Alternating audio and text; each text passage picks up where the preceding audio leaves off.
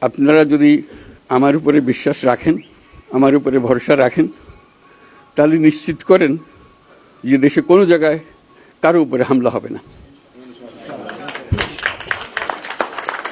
এটা আমাদের প্রথম দায়িত্ব। এটা যদি আমি করতে না পারি, এটা আমার কথা যদি না শোনেন আপনারা, তাহলে আমার প্রয়োজন এখানে নাই। আমাকে বিদায় দেন, আমি আমার কাজে থাকি, সেখানে আমি ব্যস্ত থাকি। যদি আমাকে প্রয়োজন মনে করেন, তাহলে আমাকে প্রয়োজন মনে করলে আমাদেরকে দেখাতে হবে যে আমার কথা আপনারা শোনেন।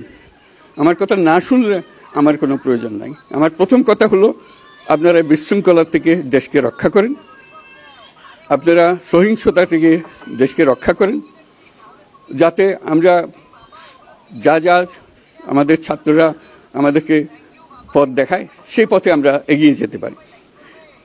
এটা একটা খুব সুন্দর দেশ হতে পারে। বাংলাদেশ একটা খুব সুন্দর দেশের সম্ভাবনাময় দেশ।